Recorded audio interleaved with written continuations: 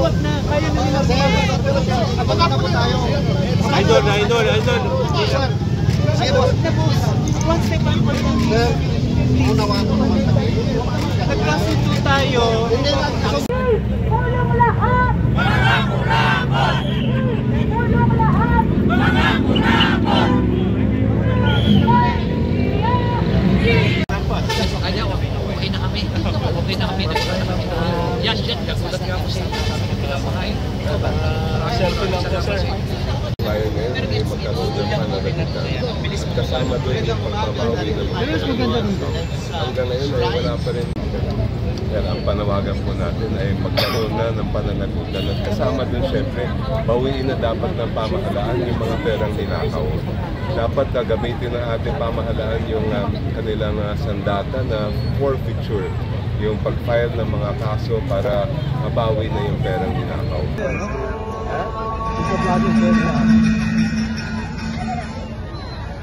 Salamat po, Mamuhay po rin pagkagawa. Maraming salamat po sa hari ng mga aming pinapanawagan sa aming mga kasama sa hari ng mga nagsusulat. Maraming mga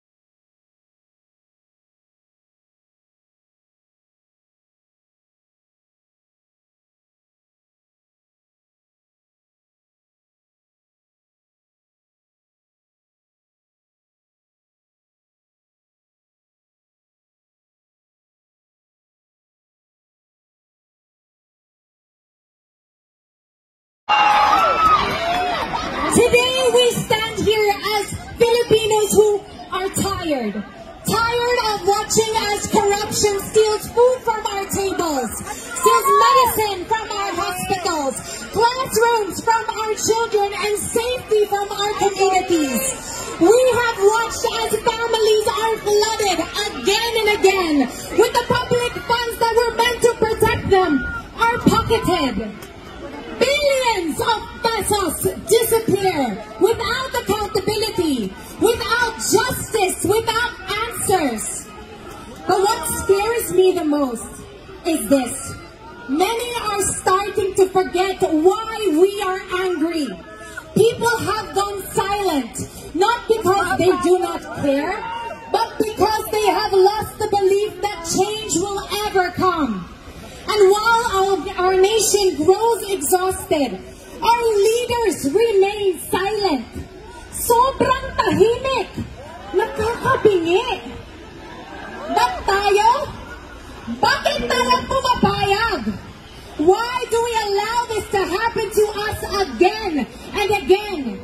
When are we going to wake up? What more do we need? Ilang baha pa? Ilang scandal pa? Ilang nakaw na bomba pa? Before we finally say, tama na! And remember, the spotlight is only on one agency, flood control. Can you imagine if the scale was to add education, agriculture, healthcare, ports, airports, taxes and procurement? Obviously, this is a system built to benefit the corrupt few. And every time we stay quiet, corruption wins. And when corruption wins, yung mga nakaupo lang ang nananalo. Sila na ang nagpupusog. Sila ang nakakauwi sa mga mansyon sa Amerika. Sila ang nakakabili ng designer bags. Habang ang taong ng bayan lumulubog sa baha, sa utang at sa kahirapan.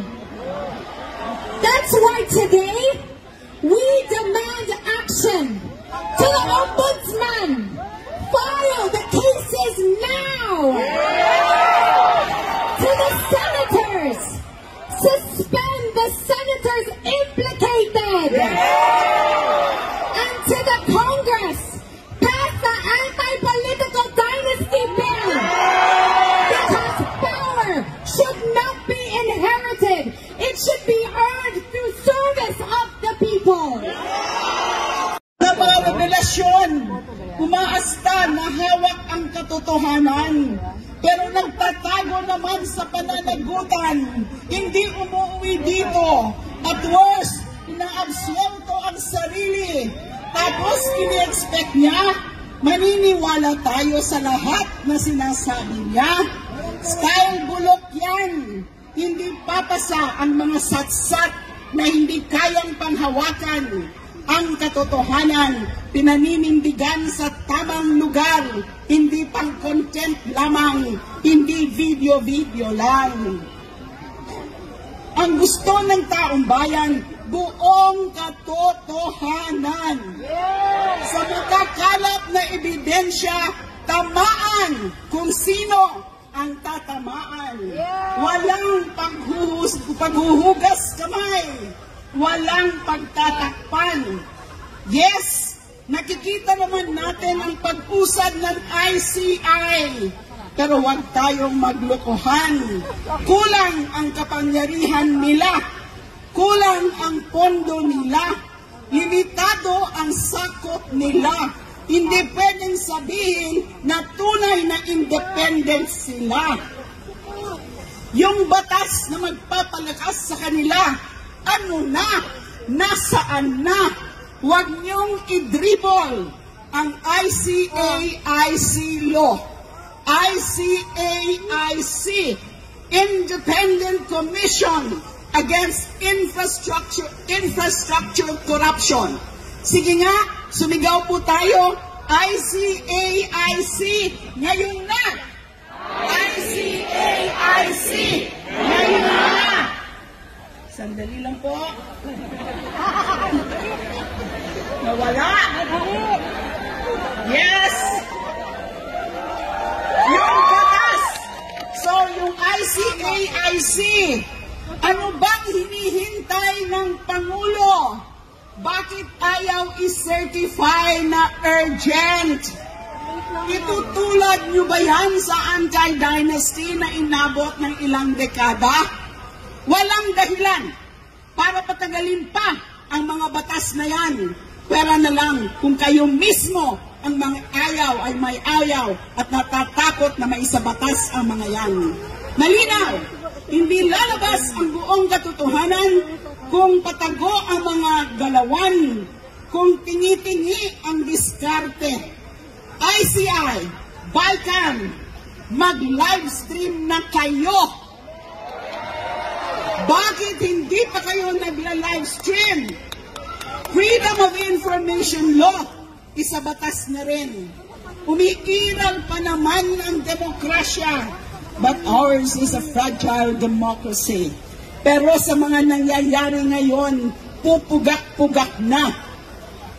Lalo pa itong pinarurupok at pinanghihina ng mga nagtatanim ng duda, ng mga may pansariling agenda para tuluyan itong ibagsak, pangingababawin ang dahas at isasantabi ang saligang batas. Kasama po natin ang Federation of Free Workers, ang TUCP, Trade Union Congress of the Philippines, Associated Labor Unions, ALU, Nagkaisa Labor Coalition, Partido Manggagawa, at Bayan Party List ay naulan din ng konti, pero nandito po ang hanay ng mga manggagawa para simulan yung programa natin at igigiit nila na ang buwis namin ay huwag nakawin.